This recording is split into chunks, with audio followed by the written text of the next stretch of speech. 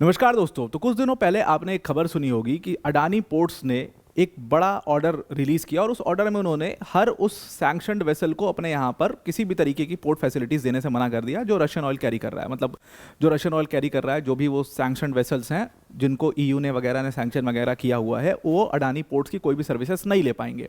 अडानी जो कि 14 पोर्ट्स को मैनेज करते हैं भारत में, उन्होंने इस तरीके का डिसीजन लिया। बड़ा ही मतलब बैकलैश आया और इस चीज़ को समझना, और वहाँ से कई सारे सवाल भी खड़े हुए। रिसेंटली अभी एक बहुत बड़ी खबर, और रूटर्स देखिए इसको किस तरीके से प्रेजेंट भी कर रहा है। रूटर्स ने कहा कि जो सैंक्शन शिप थी नोबल वॉकर, वो अडानी पोर्ट्स जा रही थी, लेकिन अडानी पोर्ट से घूम करके अब वो दूसरी तरफ जाने लग गई है। तो इसका मतलब क्या, कई सारे बड़े सवाल यहाँ से खड़े हो रहे हैं कि क्या इंडिया ने अब अपने कंपनीज़ को ये इशारा दिया है कि भाई आप सैंक्शनड वेसल्स को अपने यहाँ पर मत एंटरटेन करिए। क्या ये सैंक्शनड वेसल्स की वजह से जो हम चेंज देख रहे हैं उसकी वजह से ये ऐसा हो रहा है कि हम रशियन ऑयल नहीं खरीद रहे हैं? तो देखिए, सवाल का सीधा सा जवाब है कि ये बिल्कुल गलत बात है। सिर्फ अडानी पोर्ट ने बैन लगाया है और बाकी चैनल्स ने बैन नहीं लगाया है, बल्कि इंडिया इससे क्या यूएस के दबाव में या क्या यूएस के प्रेशर में इंडिया आ गया है? बहुत लोग ये सवाल भी पूछ रहे हैं। जवाब है इसका, बिल्कुल नहीं आया है इंडिया किसी के प्रेशर में। इंडिया ने बल्कि और अपने जो रशियन ऑयल इंपोर्ट्स हैं उसको बढ़ा दिया। अभी कुछ देर पहले किंजल सर की वीडियो आई होगी, उसमें उन्होंने ये चीज़ डिस्कस भी की है काफ़ी डिटेल में कि इंडिया ने कैसे अपने ऑयल इंपोर्ट्स को और ज़्यादा बढ़ा दिया है। बल्कि इससे पहले एक और वीडियो थी जिसमें मैंने आपको डिस्कस किया था कि कोई मतलब जवाब का बात ही नहीं शुरू होता, डी डॉलराइजेशन शुरू हो चुका है पूरी तरीके से। आप देखो कि उसमें इन्होंने डील करना शुरू कर दिया है, इन्होंने हर जगह पर जो है क्रिप्टो में डील करना शुरू कर दिया है, उसके अलावा बार्टर सिस्टम में डील कर रहे हैं। तो वो सवाल ही नहीं खड़ा होता है कि भारत दबाव में आ जाएगा इनके और उसके बाद फिर रशियन ऑयल को खरीदना बंद कर लेगा।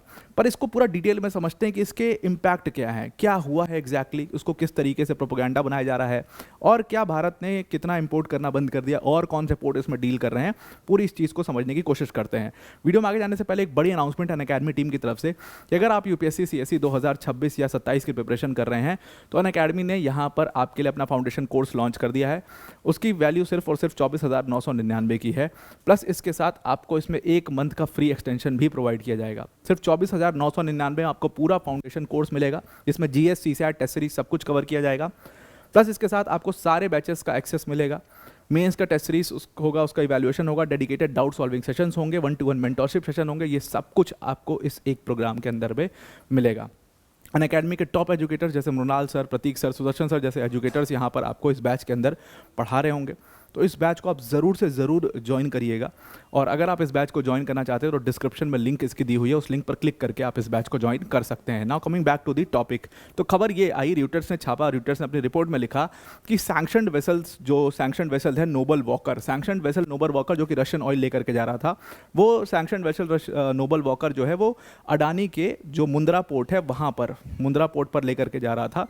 लेकिन जैसे ही अडानी ने एक ऑर्डर रिलीज़ किया, ये आपको यहाँ पर न्यूज़ दिख रहा होगा, रूटर्स का ही कवर किया हुआ है, 11 सितंबर का है, कि अडानी ने सारे सैंक्शनड शिप्स की अपने पोर्ट पर किसी भी प्रकार की पोर्ट सर्विस देने से उनको बैन कर दिया है और उनको एंटरटेन करना बंद कर दिया है। जैसे ही ये खबर आई तो ये फ्राइडे तक जो ये सैंक्शनड वेसल था ये मुंद्रा पोर्ट ही जा रहा था, लेकिन फ्राइडे को अचानक से देखा गया कि ये सैंक्शनड वेसल जो है ये अब दूसरी तरफ डेविएट कर दिया गया और ये इंडिया के वाडिनार पोर्ट पर जा रहा है। हम दोनों पोर्ट की कहानियाँ समझेंगे और इस पूरे न्यूज़ को खोल करके रख देंगे कि भाई हुआ क्या है एग्जैक्टली यहाँ पर। अब जो ये रशियन ऑयल जा रहा था, लगभग बताया जा रहा है कि नोबल वॉकर में लगभग 1 मिलियन बैरल रशियन क्रूड था, और ये एक्चुअल में जो रिफाइनर है एचपीसीएल मित्तल एनर्जी लिमिटेड, उनके यहाँ पर ये जाना था क्रूड। लेकिन अब ये वाडिनार पोर्ट की तरफ इसको डेविएट कर दिया गया क्योंकि मुंद्रा पोर्ट पर अडानी ने इसको एक्सेप्ट करने से मना कर दिया है। ये ऑर्डर 11 सितंबर का है और वहाँ पर देखा गया कि फ्राइडे तक वहीं जा रहा था। इस ऑर्डर के बाद ऐसा चेंज हुआ है।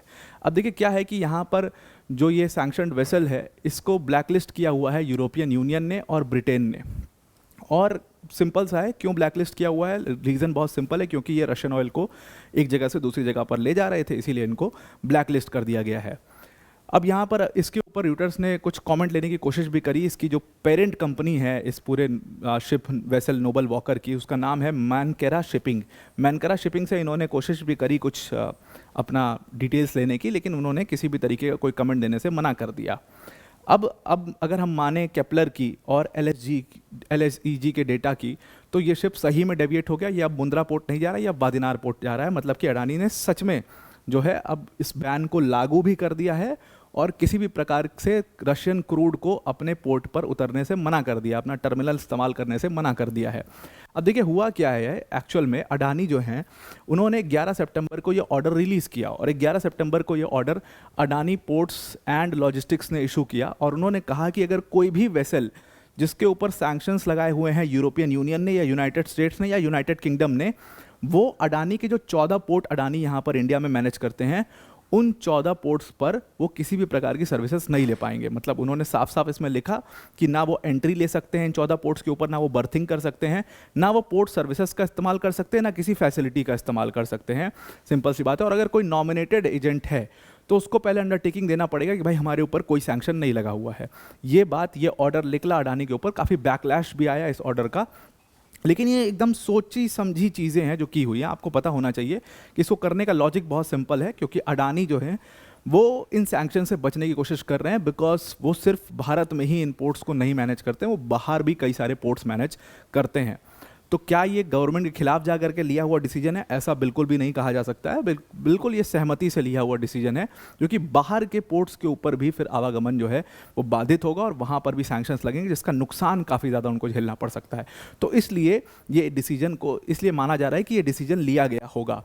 लेकिन भारत, अगर हम इसको इस सवाल से जोड़ करके देखें कि क्या भारत ने रशियन ऑयल एक्सेप्ट करने से मना कर दिया है, ऐसा बिल्कुल नहीं, क्योंकि इसको इसी तरीके से प्रोजेक्ट किया जा रहा है कि अब भारत जो है वो दबाव में आ गया है और उसने रशियन ऑयल लेने से मना कर दिया। वो पूरा प्रोपोगंडा पॉलिटिक्स वही जो चलती है इन सारे वेस्टर्न मीडियाज़ की, वही प्रोपोगंडा पॉलिटिक्स चल रही है।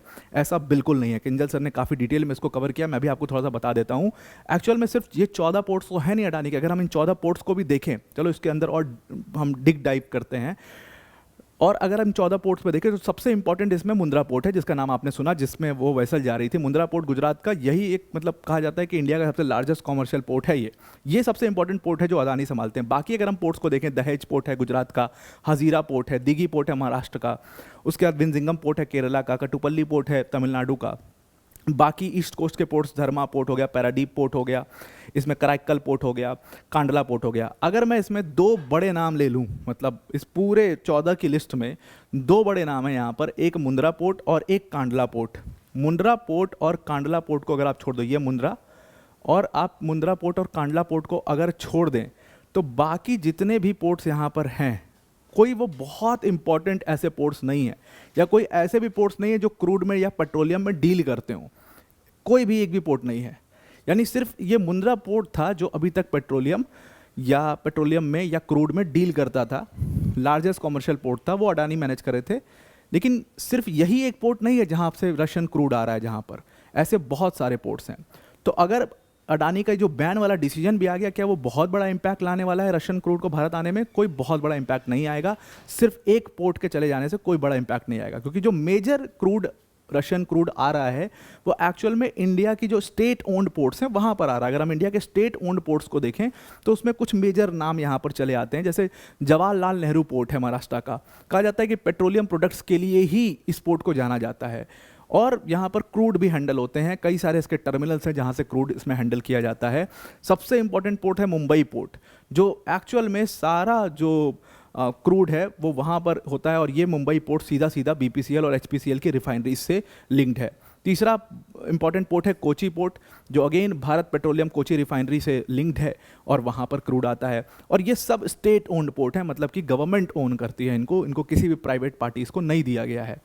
तो अडानी के बैन कर देने से रशियन क्रूड बैन नहीं हो गया है। रशियन क्रूड भारत में आता रहेगा, और बल्कि और बड़े अमाउंट में आने लगा है, और बड़े अमाउंट में हमने इसको इंपोर्ट कराना शुरू कर दिया है। उसके बाद विशाखापट्टनम पोर्ट है जो कि एचपीसीएल की वाइजैग रिफाइनरी से लिंक्ड है। उसके बाद हल्दिया पोर्ट है जो थोड़ा सा मतलब कह सकते हो आप कि यहाँ पर उतना क्रूड नहीं आता है, क्योंकि कोई रिफाइनरी से लिंक नहीं है।